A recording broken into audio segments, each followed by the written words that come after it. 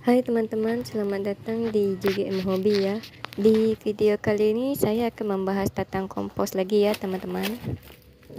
Di sini saya juga masih belajar ya teman-teman. Jadi kita sama-sama belajar ya.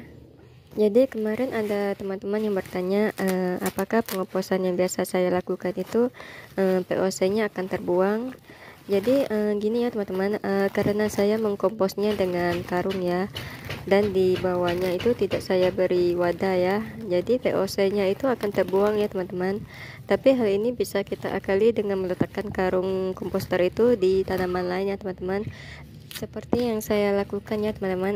Biasanya komposter ini akan saya letakkan di bawah pohon pisang ya, terus di bawah pohon sirsa juga, terus yang ini saya letak di samping buah naga ya teman-teman.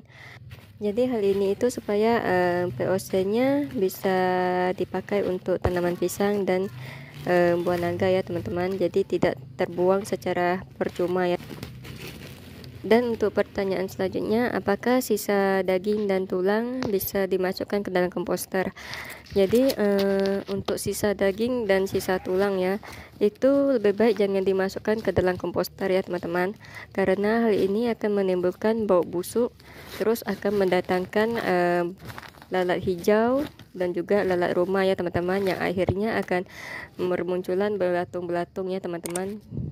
Dan juga dari sisa daging dan tulang ini akan memicu tikus dan kucing atau binatang lainnya untuk membongkar komposter ya. Jadi sangat disarankan untuk tidak meletakkan sisa daging dan tulang ke dalam komposter ya teman-teman. Dan jika teman-teman sangat ingin sisa daging dan tulang itu untuk dijadikan pupuk ya, biar tidak terbuang sia-sia, kita bisa menguburnya ya teman-teman, dengan catatan lubang yang kita gali itu agak dalam ya teman-teman, kiranya 40 cm atau 50 cm gitu ya, lalu dikubur dan di atasnya itu ditindih lagi ya dengan sesuatu yang berat ya teman-teman, agar tidak dibongkar sama guguk kucing ataupun tikus ya teman-teman.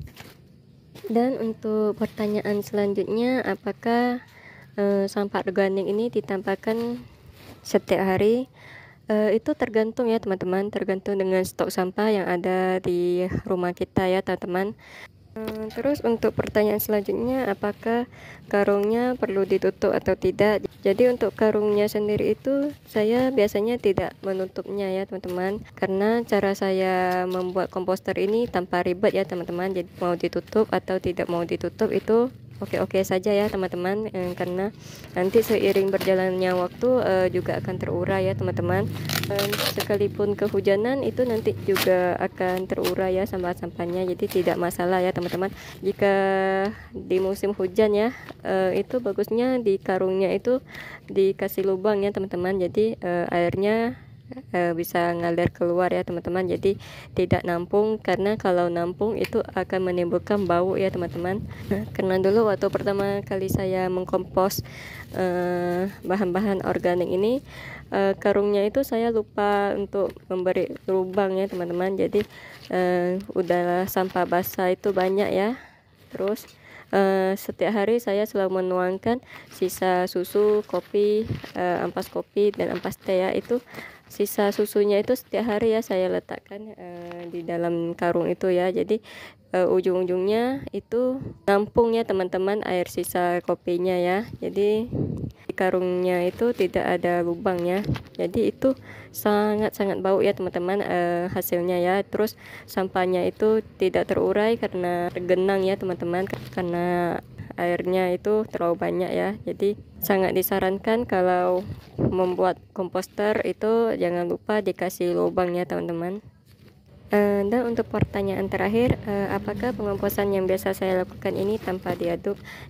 Jadi gini ya teman-teman, tujuan dari mengaduk komposter ini adalah supaya terjadinya pertukaran oksigen di dalam komposter ya teman-teman, terus agar mempercepat proses penguraiannya ya teman-teman. Jadi kalau tidak diaduk atau jarang mengaduknya ya, itu proses penguraiannya itu agak lambat ya teman-teman, dibanding dengan jika kita mengaduknya setiap hari ya teman-teman. Jadi aduk atau tanpa diaduk itu tetap akan menjadi kompos ya teman-teman, sampah organiknya itu.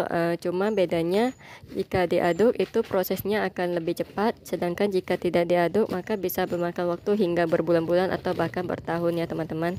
Sedangkan kalau yang saya biasa lakukan ini tetap ada mengaduknya ya teman-teman, tapi tidak sesering itu ya teman-teman. Jadi jika komposter yang saya buat itu membutuhkan 5 bulan untuk jadi dalam 5 bulan itu saya hanya mengaduknya 2 kali atau 3 kali saja ya teman-teman. Dan saya aduknya itu jika semuanya sudah hampir terurai ya teman-teman. Jadi diaduk itu hanya untuk mengecek apakah semuanya sudah terurai atau belum ya teman-teman. Seperti ini ya teman-teman. Ini adalah komposter yang belum pernah diaduk ya teman-teman. Jadi saya menunggu kondisinya seperti ini baru diaduk ya teman-teman. Jadi ini pertama kali saya mengaduk komposter yang di karung ini ya teman-teman.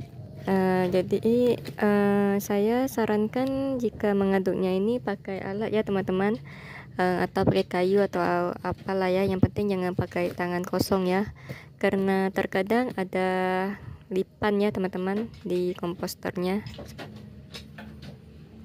Nah seperti ini tuh ada lipan ya.